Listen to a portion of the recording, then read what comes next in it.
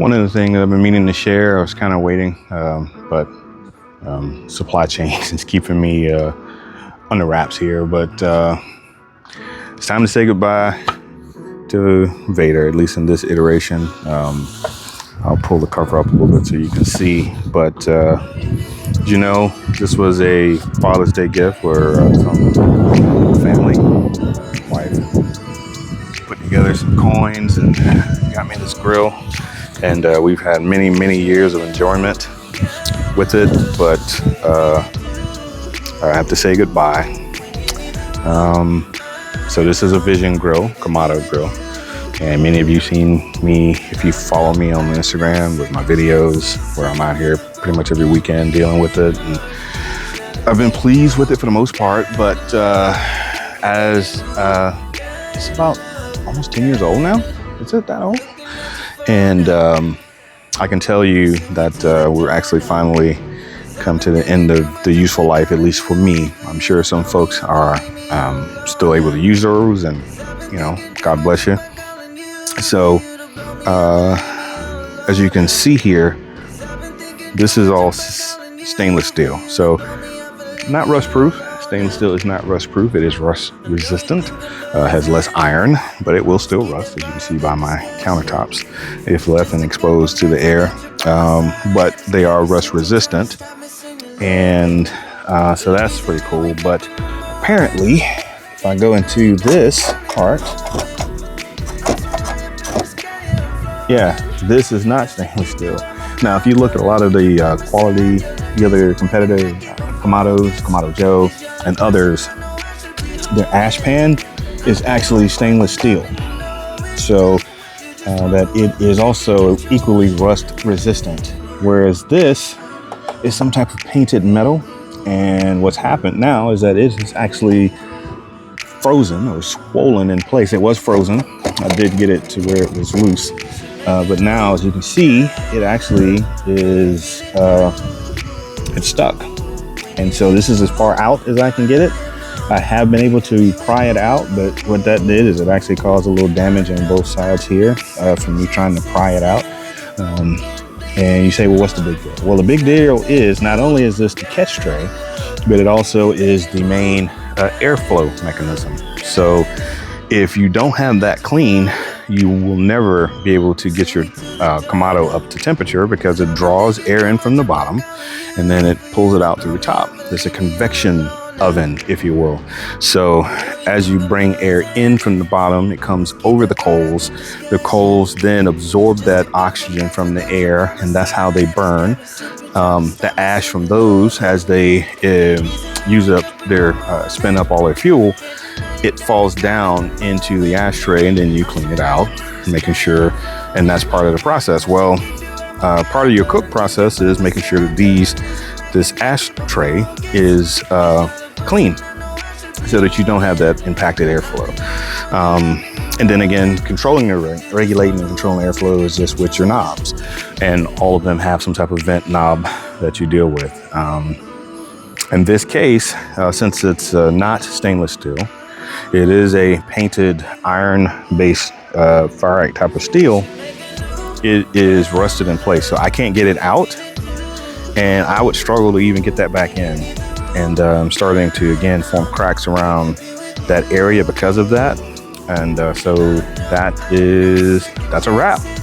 I've soaked it in all kinds of lubricants and rust busting equipment. I've taken it out. I've taken the wire brush, which I put up already, when I did finally get it out, taken a wire brush, cleaned it, oiled it, lubricated it, put it back in. But it is actually swollen in place where now it no longer fits beyond the tolerances of the tray. So, and not only is this metal, some type of metal, but the rails that it sits on, the cage, if you will, the housing that it slides in and out on, it is also metal. So it is also swollen, rust swollen. And so now that the grill has cancer at a very, which is an engineering term for rust, it's useless. So I've gone through this for about several weeks, where I go in, I get out early, try to get the grill opened up so that I can clean it, get it started, and to no avail, or to very little avail. Where I have, the last time I used this, where you see those two indents from in the clay, in the ceramic, it took me 45-ish minutes and to get the ashtray out. That's WD-40, that's PV Blaster, that's using the wire brush, that's using other tools to try to, like just a little metal piece there, you see the little can opener, trying to just gently nudge it and wedge it so I can get it in and out. And then once I got it out, I couldn't get the damn thing back in. So I had to take it again, scrub it, and try to even shave it down if you could with a hard wire brush. That was successful getting it in, and now you can see it's me actually exerting. That's as far as it comes out now. So Vision Grills, it's been good. I like the grill, liked everything about it. So I've ordered the replacement already, because I grew up in a household where I was raised that everybody works, right? Including the refrigerator, the dishwasher, whatever you have in your home. If it's not working, including the humans, then we need a plan for how you're going to contribute to the household.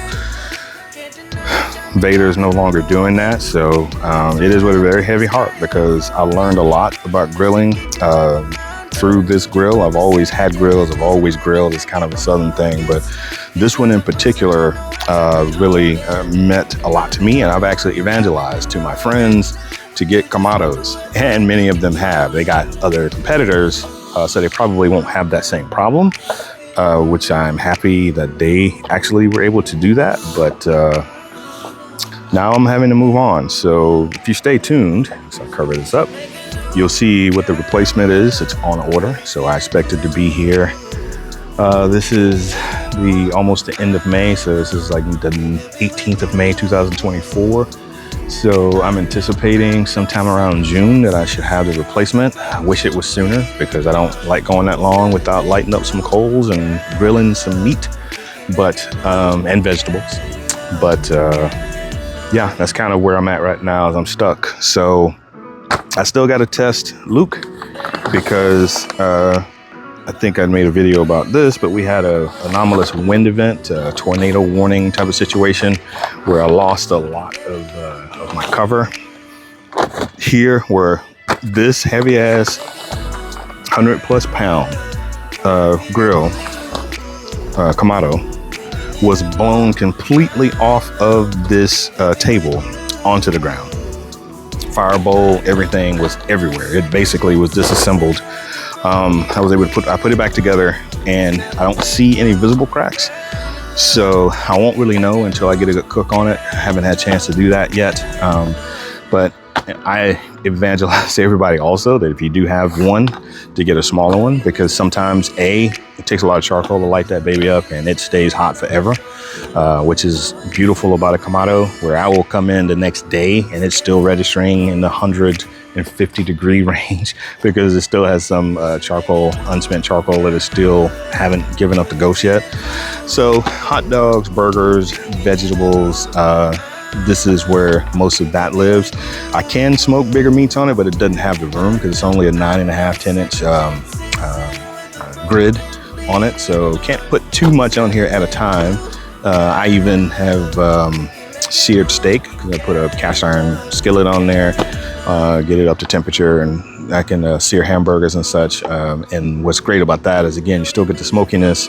The cast iron will deflect a lot of the heat and absorb it, but also allow the smoke to circulate around it, kind of like you would if you have a smoke deflector.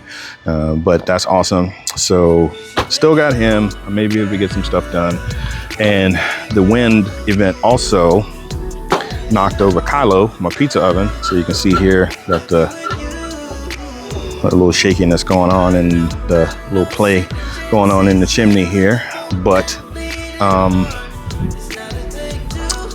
it also tore the covers, ripped it. So the first thing that happens is that it picked it up by the cover and it ripped the cover completely off of it. This was again all over the side of the deck over here, and then it also blew over my pergola. Yeah, so it didn't blow that one over, which is on grass. It blew this one completely over, and I think part of it is that that one doesn't have a cover that's attached to it where this one did, so it became like a sail. But since then, and I had to order another one, and I'm waiting for the cover, replacement cover, to come in, and since then I've got some surface rust, so I'm probably just going to sand that down and paint it. I may paint it a different color now that I'm thinking about it, but I am going to sand this down, get some of this surface rust off of here. There's just some pitting, but as you look, it's not really penetrating. And sand this down, paint it probably a different color, something that's heat resistant, see what's available, and go from there. But I put it back together. Everything seems to be in good working order. This spins, so I don't know if it's plugged in, but if I turn this on, the plate on the inside of this guy, it actually rotates. So, no, I might have it plugged in. Yeah, see?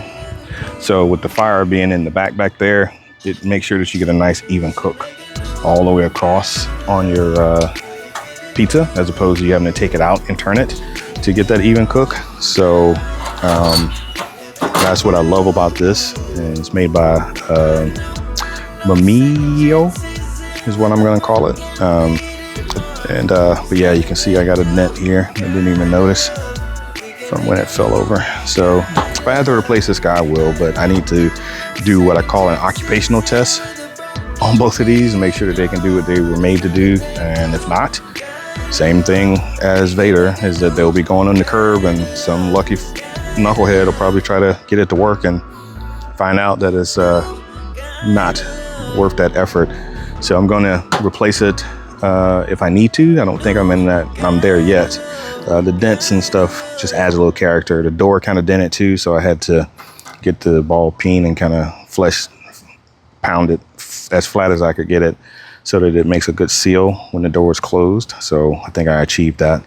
So yeah, that's what I'm looking at in the patio. So everybody say goodbye to Vader as he moves on into the big barbecue deck in the sky.